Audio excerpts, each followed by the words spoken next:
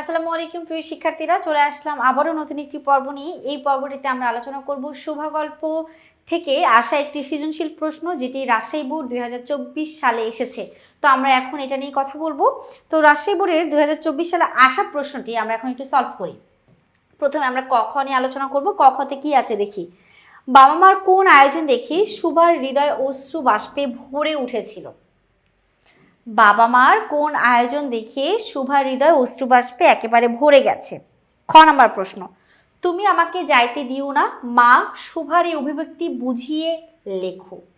তুমি আমাকে যেতে দিও না মা, শুভার এই কারণ বা এই অভিব্যক্তিটি বলার কারণ কি সেটা আমরা একটু বুঝিয়ে লিখি। দেখো, খ নাম্বার যদি আমরা ক খ যদি আলোচনা করি, ক নাম্বার প্রশ্ন হচ্ছে, বাবা মায়ের বিদেশ যাত্রার আয়োজন দেখে শুভার হৃদয় অশ্রুবাষ্পে ভরে উঠেছিল, কারণ সে বিদেশ যেতে চায় না। এই চেনা জগৎ ছেড়ে সে বিদেশে যেতে চায় না। নিজের চিরচেনা জগৎকে আঁকড়ে ধরে শুভা প্রশ্নোক্ত উক্তিটি করেছে। বাক প্রতিবন্ধী শুভাকে বিয়ে দেওয়ার জন্য তার পিতা তাকে কলকাতায় নিয়ে যাওয়ার আয়োজন করেন। কলকাতায় যাওয়ার আগের দিন শুভা তার চিরপরিচিত জগৎ নদী তীরে এসে লুটিয়ে পড়ে, দুই বাহু প্রসারিত করে, প্রসারিত বলতে কি ছড়িয়ে, দুই বাহু ছড়িয়ে, হাত ছড়িয়ে সে যেন ধরণীকে আঁকড়ে ধরতে চায়, কারণ সে তার এই চিরচেনা প্রকৃত পরিবেশ ছেড়ে অন্য কোথাও যেতে চায় না। সে চায় ধরণীও তাকে যেন জড়িয়ে ধরে রাখে, তাকে যেন যেতে না দেয়। প্রশ্নোক্ত উক্তিটির মধ্য দিয়ে শুভার এই মনোভাবই প্রকাশ পেয়েছে আমাদের এই যে নিজের চিরচেনা জগৎকে আঁকড়ে ধরে শুভা থাকতে চায়, সে এই জায়গা থেকে অন্য কোথাও যেতে চান না। তো আমরা গ নাম্বার ক খ আবার সলভ করলাম। এবার আমরা আলোচনা করব গ এবং ঘ নাম্বার। ঘ নাম্বার জন্য আমাদের অবশ্যই উদ্দীপকটা জানতে হবে।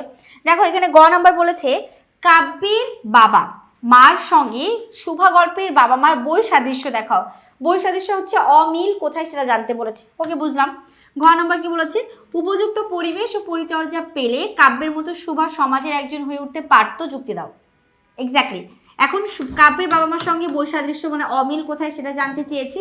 আর এদিকে উপযুক্ত পরিবেশ ও পরিচর্যা পেয়ে কাব্যের মতো শুভা সমাজের একজন হয়ে উঠতে পারতো, আমাদের এখানে কি যুক্তি দিতে বলেছে। তো আমরা এখন উদ্দীপকটা পড়ে আমরা বিস্তারিত আলোচনা করি। দেখো এখানে কি আছে। একমাত্র সন্তান কাব্য বাক প্রতিবন্ধী বিষয়টি যখন জানলেন মিসেস শরীফা একটু ঘাবড়ালেন না। স্বামীকেও বোঝালেন। বাবা মার পরম স্নেহ, মমতা ও আদর যত্ন বেড়ে উঠতে লাগলো কাব্য। একদিন মা লক্ষ্য করলেন ছেলে আপন মনে কাগজে আঁকিবুকি করছে, কিছু একটা আঁকছে। তিনি বুঝে গেলেন মুখে ভাষা না থাকলেও তুলির আচরেই সে একদিন বিশ্ব জয় করবে। স্বামীর সঙ্গে পরামর্শ করে ছেলের আঁকাআঁকির জন্য যা যা করা দরকার সব করলেন। আজ দেশে বিদেশি কাব্যের আঁকা ছবি প্রদর্শনী হচ্ছে, বিক্রি হচ্ছে বহুমূল্যে।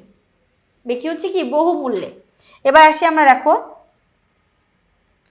কাব্যের বাবা মার সঙ্গে শুভা গল্পের বাবা মার বৈসাদৃশ্য কি, এটা আমরা মিলাই।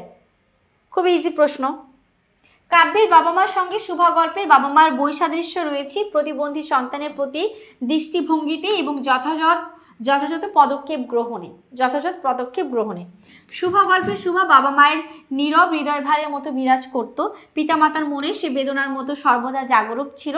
মা শুভাকে তার গর্ভের কলঙ্ক মনে করতেন। উদ্দীপকের কাব্য বাক প্রতিবন্ধী হওয়া সত্ত্বেও তার মা মিসেস শরীফা একটু ঘাবড়ালেন না। স্বামীকেও বোঝা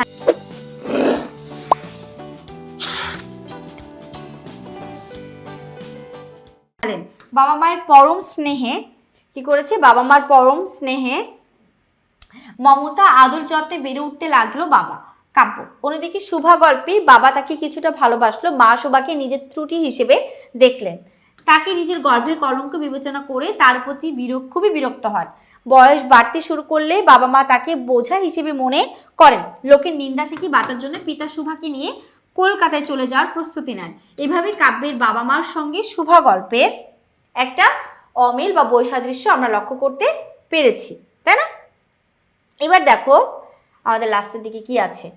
বাবা মায়ের প্রতিবন্ধী সন্তানের প্রতি তাদের আচরণ ও মনোভাব বৈসাদৃশ্য আমরা লক্ষ্য করতে পারলাম।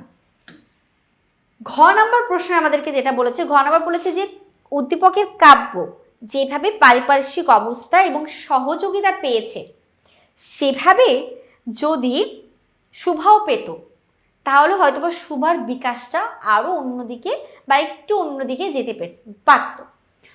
অনুকূল পরিবেশের অভাবে শুভার যথাযথ বিকাশ হয়নি বিধায় উপযুক্ত পরিবেশ ও পরিচর্যা পেলে কাব্যের মতো শুভা সমাজের একজন হয়ে উঠতে পারত। মন্তব্যটি একেবারেই যথার্থ। দেখো এখানে কি বলেছে, শুভা গল্পে শুভা ছিল বাক প্রতিবন্ধী, তাই পিতামাতার হৃদয়ভর ছিল সে। সবার কথা শুনে সে নিজেকে বিধাতার অভিশাপ ভেবে আত্মগোপন করতে চাইতো। তার মা তাকে নিজের ত্রুটি স্বরূপ দেখতেন, গর্ভের কলঙ্ক ভেবে বিরক্ত হতেন, কেউ তার সঙ্গে মিশত না, খেলা করতো না। এমন প্রতিকূল পরিবেশে তার স্বাভাবিক বিকাশ হয়নি। এরপর দেখো,